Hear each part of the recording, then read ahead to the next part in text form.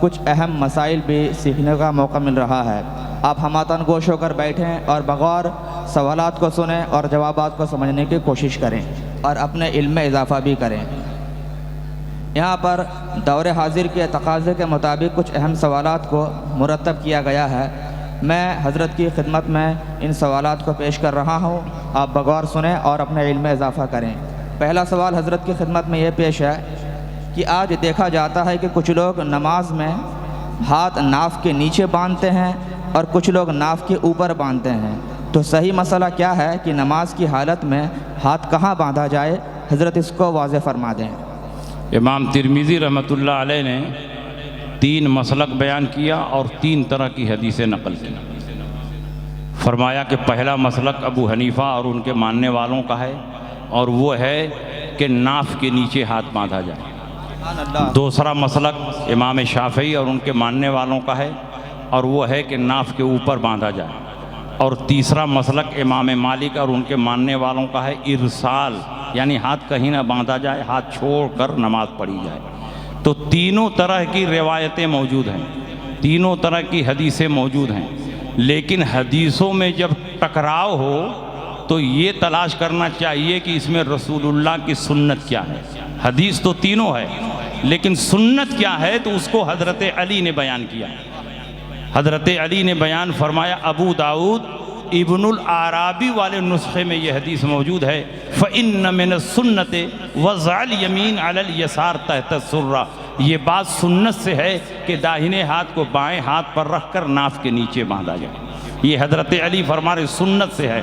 اور نخبہ اصول حدیث کی مشہور کتاب ہے، اس میں لکھا ہے کہ جب صحابی رسول مطلق یہ فرمائے کہ یہ بات سنت سے ہے تو اس سے رسول اللہ کی سنت مراد ہوتی ہے، کسی اور کی سنت مراد نہیں ہوتی، اور وہ حدیث مرفوع کے درجے میں ہوتا ہے۔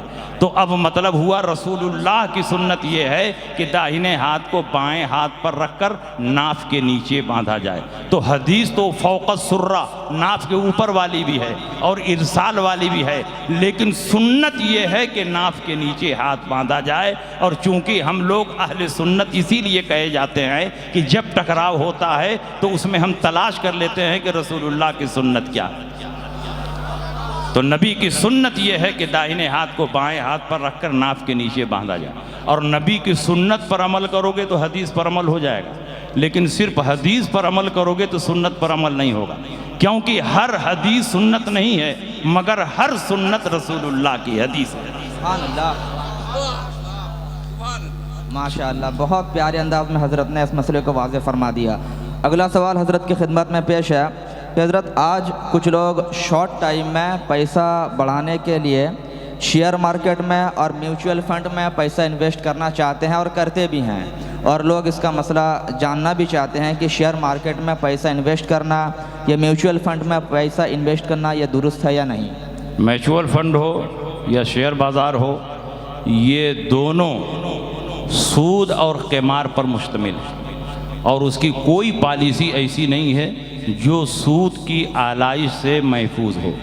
اس لیے میوچول فنڈ میں پیسہ لگانا یا شیئر مارکیٹ میں پیسہ لگانا یہ ناجائز و حرام ہے، اور اگر کوئی مسلمان پیسہ لگا دیا ہے تو جس قدر جلدی ہو اپنا پیسہ وہاں سے نکال لے۔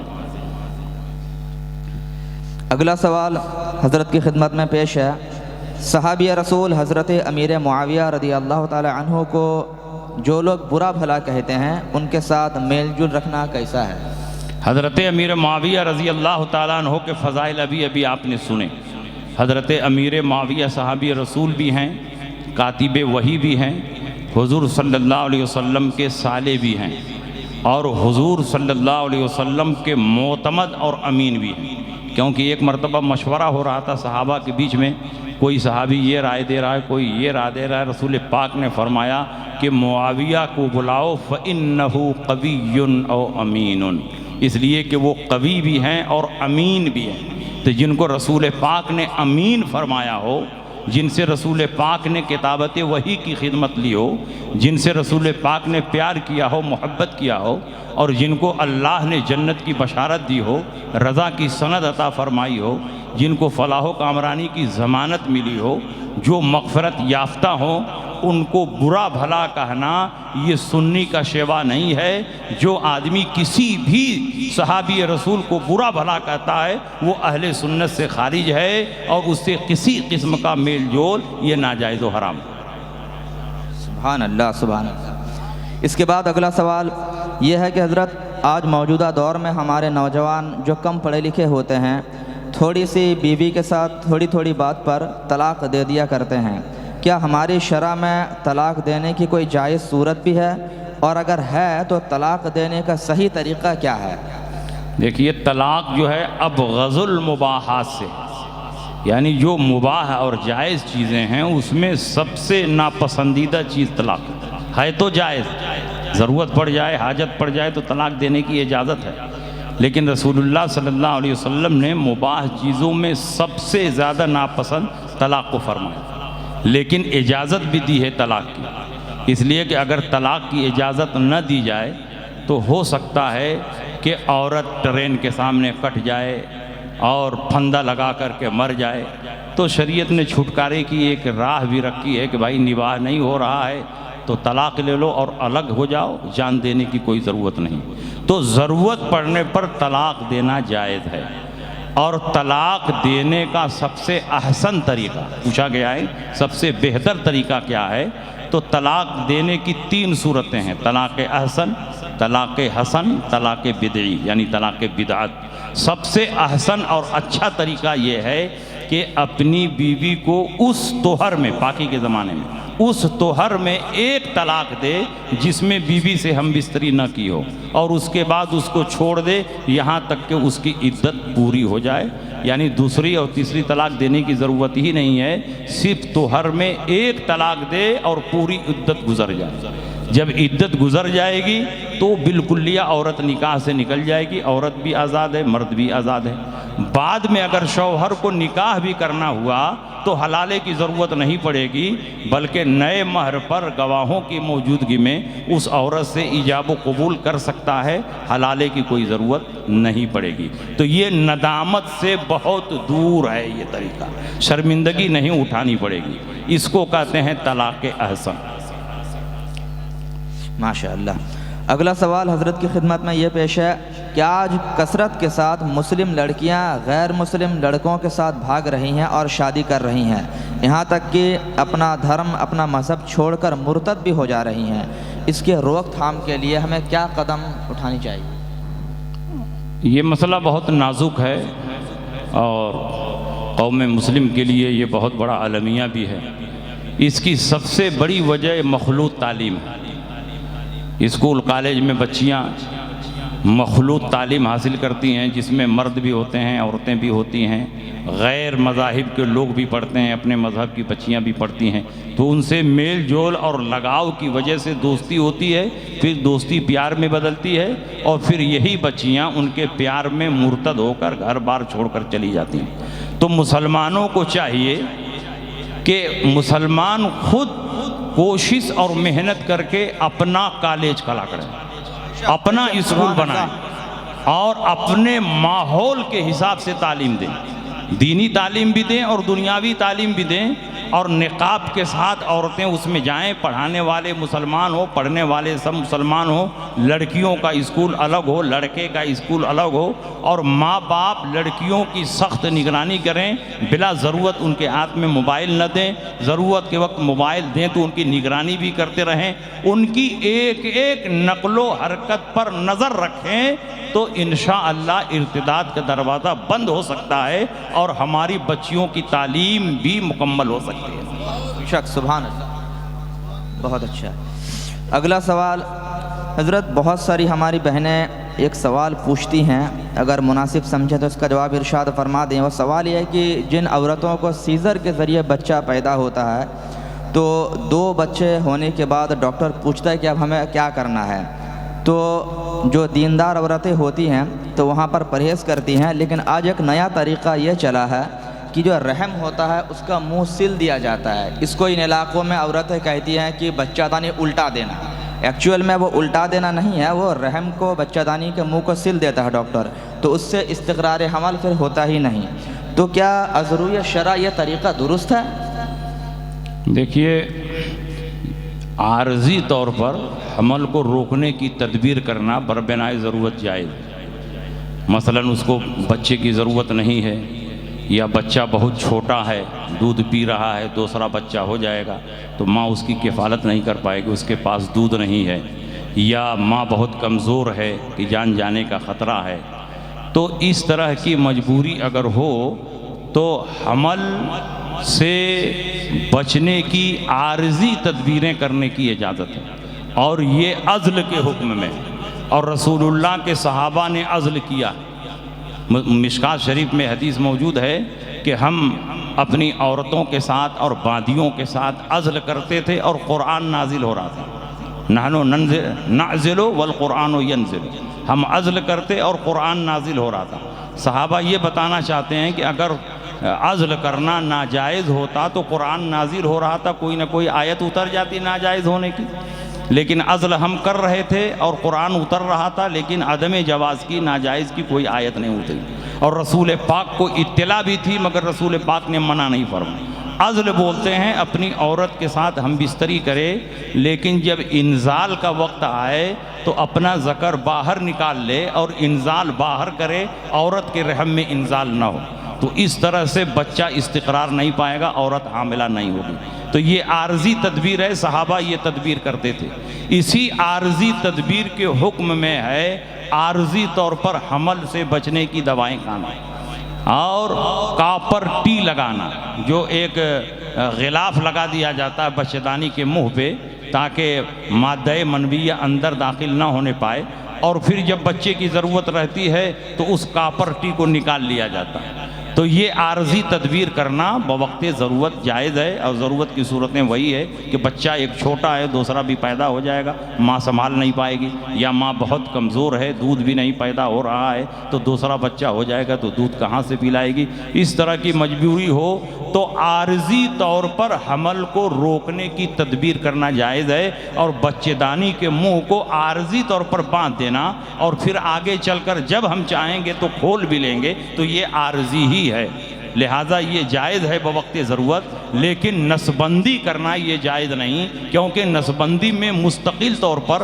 نس کاٹ دی جاتی ہے اور آگے چل کر بھی بچہ پیدا نہیں ہوتا ہے، تو نسبندی حرام رہے گا، اور عارضی طور پر حمل کو روکنے کی تدبیر یہ جائز رہے گی۔ واہ واہ، سبحان اللہ سبحان اللہ۔ میں سمجھتا ہوں بالکل واضح طور پر سارے لوگ اس مسئلے کو سمجھ گئے ہوں گے، اور آپ کو بتا دوں میں نے کچھ MBBS ڈاکٹرز اور کچھ پروفیسر سے اس تعلق سے گفتگو بھی کی، تو انہوں نے مجھے یہی بات بتائی کہ اگر 5-6 سال کے اندر اس بندش کو کھول لیا جائے تو دوبارہ استقرار حمل ہونے کا 100% چانس ہوتا ہے، لیکن اگر گیپنگ بہت لمبا ہو جائے تو اس صورت میں استقرار ہونے کے چانسز کم ہو جاتے ہیں۔ تو اسی بنا پر شریعت مطہرہ نے عارضی طور پر اس کو بدھوانے کی اجازت دے رکھی ہے۔ بہرحال اگلا سوال حضرت کی خدمت میں پیش ہے کہ حضرت، آج کل ہماری بہنیں چوری کے ڈر سے سفر کے موقع پر یا ایسے گھر پر بھی یہ آرٹیفیشیل جویلری، رولڈ گولڈ کے زیورات کثرت سے استعمال کرتی ہیں، تو ایسے زیورات کو پہننا اور ان کو پہن کر نماز پڑھنا، اس کا شرع میں کیا حکم ہے؟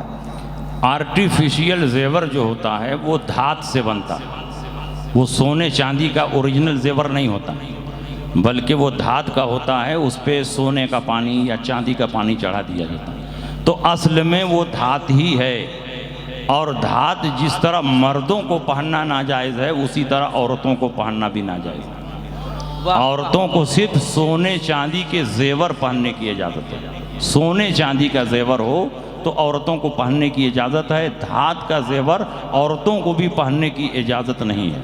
اور جو آرٹیفیشیل زیورات ہوتے ہیں اس پر صرف سونے کا پانی چڑھا دیا جاتا ہے، حقیقت میں وہ دھات ہی کا ہوتا ہے، اس لیے اس کا پہننا عورتوں کے لیے ناجائز ہے، اور اس کو پہن کر عورت اگر نماز پڑھے گی تو چونکہ کراہت تحریم کے ساتھ یہ نماز پڑھ رہی ہے، اس لیے نماز مکروہ تحریمی واجب الاعادہ ہو جائے گی، لأن كل صلاة أديت مع کراہت تحریم تجب اعادتها، جو بھی نماز کراہت تحریم کے ساتھ پڑھی جائے گی اس کا اعادہ واجب ہے۔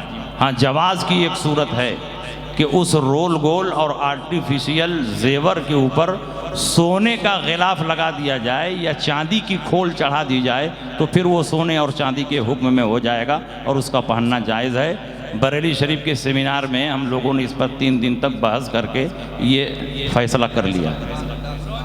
सुभान अल्लाह, सुभान अल्लाह। जी जी जी जी जी बिल्कुल। हाँ, अंदर अगर ब्रोंच वगैरह हो और उसके ऊपर से सोने का खोल चढ़ा दिया जाता है। बहुत सारी औरतें जो उम्र दराज होती हैं इस तरह के चूड़ी का इस्तेमाल करती हैं कि ऊपर से सोने का खोल होता है या चांदी का और अंदर जो है कोई दूसरा धातु होता है, तो इस तरह से पहनना बिल्कुल जायज़ और दुरुस्त है। अच्छा, अगला सवाल हज़रत की खिदमत में है। हज़रत, पीर कैसा होना चाहिए? क्या शरीयत को छोड़कर तरीक़त और मारिफत की बात करने वाले पीर से मुरीद होना दुरुस्त है? सबे सनाबिल शरीफ जो मीर अब्दुल वाहिद बिलग्रामी क़ुद्दस सिर्रुहु सामी की तसनीफ़ लतीफ़ है, उसमें उन्होंने पीर के लिए 4 शर्तें ज़िक्र की हैं और इन 4 शर्तों में से एक भी शर्त अगर कम हो गई तो वो पीर बनने के लायक नहीं है, उससे मुरीद होना जायज़ नहीं है। पहली शर्त ये है कि वो सुन्नी हो, सहीहुल अक़ीदा, बद मज़हब और गुमराह ना हो, वहाबी देवबंदी ना हो, राफजी ना हो, तबर्राई शिया ना हो, चकड़ालवी शमा नियाज़ी ना हो, सुन्नी हो, सहीहुल अक़ीदा। सहीहुल अक़ीदा की कैद इसलिए लगा रहे हैं कि वहाबी देवबंदी भी अपने आप को सुन्नी कहते हैं, चकड़ालवी भी, शमा नियाज़ी भी अपने आप को सुन्नी कहते हैं। तो सिर्फ कहने के लिए सुन्नी नहीं, हकीकत में वो सहीहुल अक़ीदा, सुन्नी हो, सहीहुल अक़ीदा हो, पहली शर्त। दूसरी शर्त ये है कि वो मुत्तबे सुन्नत हो, फासिके मौलिन ना हो, यानी फ़राइज़ व वाजिबात को तर्क करने वाला ना हो। सुन्नी हो, सहीहुल अक़ीदा हो, पहली शर्त। मुत्तबे सुन्नत हो, फ़राइज़ व वाजिबात की पाबंदी करने वाला हो, फासिके मौलिन ना हो। तीसरी शर्त है कि उसका सिलसिला रसूलुल्लाह सल्लल्लाहु अलैहि वसल्लम से मुत्तसिल हो, दरमियान में इनक़िता ना हो। और चौथी शर्त यह है कि उसको किसी जामे शराइत पीर से इजाज़त व खिलाफत भी हासिल है। ये नहीं कि पीर के घर में पैदा हो गए बस पीरी मुर्दी शुरू कर दिया, तो जामे शराइत पीर से उसको इजाज़त व खिलाफत भी हासिल है और दरमियान में सिलसिला मुनक़ता ना हो, जैसे वारिसियों और मदारियों का सिलसिला मुनक़ता हो चुका है। तो इन 4 शर्तों का जो जामे होगा उससे बैअत जायज़ है, उससे मुरीद होना जायज़ है। और आज बहुत से गुमराह पीर कहते हैं कि हम तरीक़त वाले हैं, हम शरीयत पर नहीं तरीक़त पर अमल करते हैं, हम शरीयत से बालादस्त हैं। सबसे बड़े पीर कौन हैं? पीराने पीर किनको कहते हैं? सरकार गौसे पाक, वो सबसे बड़े पीर हैं। उनसे पूछा गया तरीक़त क्या है, और तरीक़त का मतलब अल्लाह तक पहुँचने का शॉर्टकट रास्ता। तो आपने फरमाया अक़रबुत तुरुक़े इलल्लाह अल इस्तिमसाक बिउरवतिश शरिया, अल्लाह तक पहुँचने का करीब तरीन रास्ता ये है कि शरीयत के दामन को मजबूती से थाम लिया। तो शरीयत पर मजबूती से जम जाना यही तरीक़त है। तो जो शरीयत ही को छोड़ चुका तो न वो तरीक़त में है, न हकीकत में है, न मारिफत में है, वो दलालत में है और जहालत में है, उससे मुरीद होना जायज़ नहीं है। हो गया?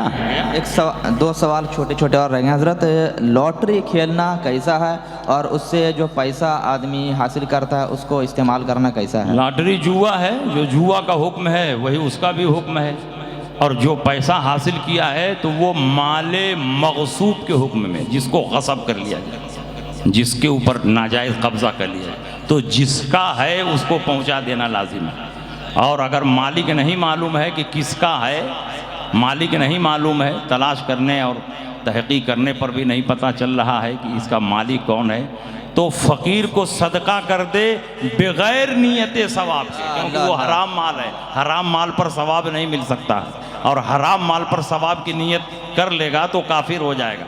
बग़ैर सवाब की नियत के फ़कीर को सदका कर दे। आखिरी सवाल हज़रत की खिदमत में पेश है, और मैं समझता हूँ कि हज़रत की तरफ से और सुन्नत रसूल कॉन्फ्रेंस की तरफ से आप तमामी हाज़रीन के लिए एक पैगाम का काम करेगा। वो सवाल ये हज़रत, आज जलसों का हाल दिन ब दिन हज़रत ऐसा हो रहा है कि लोगों को, आवाम को फ़ायदा ना के बराबर जलसों से मिल रहा है, तो ऐसी सूरत में हमें जलसा किस तरह का करना चाहिए, या जलसों को कामयाब बनाने के लिए हमें क्या इक़दाम करनी चाहिए? आप एक पैगाम इरशाद फरमा दें। जलसों को कामयाब बनाने के लिए اور مفید بنانے کے لیے ضروری ہے کہ ایسے خطیب کا انتخاب کیا جائے جو قرآن اور حدیث کی روشنی میں تقریر کرے، کوئی فرضی اور من گڑھت بات نہ بیان کرے، قصہ کہانی نہ بیان کرے، اور جہاں جیسی ضرورت ہو اس کے مطابق وہ تقریر کرے۔ جہاں عقیدے کی اصلاح کی ضرورت ہو وہاں عقیدے کی اصلاح پر تقریر کرے، جہاں نماز کی ضرورت ہو وہاں نماز پر تقریر کرے، جہاں جوا کی حرمت پر، یعنی کسی آبادی میں بہت زیادہ شرابی ہوں، جوا کھیلنے والے ہوں، تو وہاں اس کی حرمت پر تقریر کرے۔ اور عوام پر لازم ہے کہ ایسے عالموں کی بات کو سنجیدگی سے سنیں اور اس پر عمل کریں۔ حتی الامکان جلسوں کو خرافات سے، بدعات سے اور فضولیات سے محفوظ رکھا جائے۔ لمبی چوڑی اناؤنسری سے جلسے کو محفوظ رکھا جائے، لمبی نعت خوانی سے جلسے کو محفوظ رکھا جائے۔ شاعروں کو پابند کیا جائے کہ آپ نعت پڑھیں تو ادب کے ساتھ پڑھیں۔ نعت رسول ہے، جیسے قرآن کی تلاوت ہوتی ہے تو ادب کے ساتھ سب کو سننا لازم ہے، اسی طرح نعت رسول کو بھی سننا لازم ہے۔ تو ادب کے ساتھ وہ نعت پڑھیں، ایسے نعت خوانوں کا انتخاب کیا جائے، اور وہ نعت خواں زیادہ ہلڑ بازی نہ کریں، ہاتھ نہ اٹھوائیں، نعرہ وغیرہ نہ لگوائیں، چپ چاپ سنجیدگی سے پڑھیں۔ اور اس طرح سنجیدگی سے جو شاعر پڑھتے ہیں ان کو آپ انعام بھی نہیں دیتے ہوں، اسی لیے وہ بھی مجبور ہیں کہ ہاتھ اٹھواتے ہیں، تو آپ ایسے شاعروں کو اور زیادہ انعام دیجیے جو ادب کے ساتھ پڑھیں، وہ خود پابند شرع ہوں، نماز روزے کے پابند ہوں۔ 99% شاعر جلسوں میں آتے ہیں، نماز نہیں پڑھتے ہیں اور اسٹیج پر بن سنور کے آ جاتے ہیں، اور آپ جو ہے انہی کو عاشق رسول سمجھتے ہیں۔ یہ عاشق رسول نہیں، یہ فاسق مولین ہیں، ان کو اسٹیج پر بیٹھانا بھی حرام ہے۔ اس لیے پابند شرع شاعروں کو بلائیں، اور ایسے ہی خطیبوں کو بلائیں جو نماز روزے کے پابند ہو، عقائد اہل سنت پر ان کو بھرپور واقفیت ہو، اور ضرورت پڑنے پر اپنے عقیدے کو دلائل کے ساتھ وہ ثابت بھی کر سکے، اور اگر عقیدہ اہل سنت پر کوئی اعتراض ہو تو اس کا دندہ شکن جواب بھی دے سکے۔ سبحان اللہ، سبحان اللہ۔ ایسا خطیب بلایا جائے تو انشاءاللہ جلسوں کی بھی اصلاح ہوگی اور جلسے بامقصد ہوں گے۔ لیکن کپل شرما شو کا ٹیسٹ حاصل کرنے کے لیے کمیڈین اگر خطیب بلائیں گے، مقرر بلائیں گے، تو وہ تو ہنسنے ہنسانے کا کام کرے گا، دین کی کوئی بات نہیں ہوگی، جلسوں کی عظمت دل سے ختم ہو جائے گی۔ چترویدیوں کو آپ جلسوں میں نہ بلائیں، کیونکہ حضرت عمر ابن خطاب نے ایک موقع پر رسول پاک سے فرما دیا کہ حضور تورات میں تو یہ بات ہے، نبی کے چہرے پر جلال آ گیا۔ کہا کہ ہمارے درمیان قرآن موجود ہے، تم تورات کی بات کرتے ہو؟ اگر موسیٰ بھی ہوتے، عیسیٰ بھی ہوتے تو میری پیروی کے سوا ان کو کوئی چارہ نہ ہوتا۔ تو جب تورات اور انجیل کی بات پیش کرنے پر حضور ناراض ہو جا رہے ہیں، حالانکہ تورات اور انجیل آسمانی کتاب ہیں، اگرچہ اس میں تحریف ہو گئی لیکن بنیادی طور پر تو وہ آسمانی کتاب ہیں۔ جب ان کے حوالے سننے کے بعد حضور علیہ السلام کا چہرہ متغیر ہو گیا اور جلال طاری ہو گیا، تو جن کتابوں کو ہم باطل مانتے ہیں ان کا حوالہ منبر رسول پر پیش کرنے کی کیا ضرورت ہے؟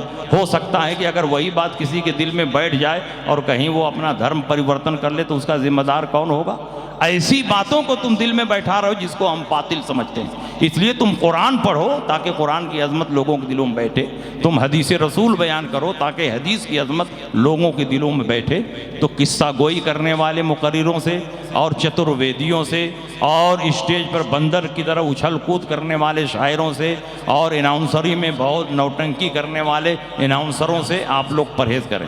بالکل سنجیدہ ماحول میں جلسہ کریں، عشاء بعد شروع کریں، ایک شاعر بلائیں، ایک خطیب بلائیں، بھرپور تقریر ہو، 12 بجے صلاۃ و سلام کے بعد جلسہ ختم ہو جائے اور سب لوگ اپنے اپنے کاروبار میں دوسرے دن مصروف ہو جائیں۔ اس طرح سے جلسہ کریں گے تو پڑھے لکھے لوگ، ڈاکٹر، انجینئر، وکلاء، یہ سب بھی آئیں گے اور آپ کی تقریر اور آپ کے جلسوں میں شرکت کریں گے، اور رات بھر ہلڑ بازی کریں گے، ہو ہا کریں گے، تو اس سے سنجیدہ طبقہ آپ کے جلسوں سے نہیں جڑے گا اور دین کا کوئی کام اس سے نہیں ہو پائے گا۔ جلسے مفید نہیں ہوں گے، مفید اسی طرح ہوں گے جو طریقہ ہم نے بیان کیا۔ سبحان اللہ، سبحان اللہ۔ میں سمجھتا ہوں بس یہی آخری پیغام ہی حضرت کا آج آپ کے آنے کے لیے کامیابی کے دلیل بن جائے گا۔ سبحان اللہ۔ اللہ پاک ہم سبوں کو حضرت کی باتوں پر اور ان مسائل پر عمل کرنے کے توفیق عطا فرمائے۔ وآخر دعوانا ان الحمدللہ رب العالمین۔ السلام علیکم۔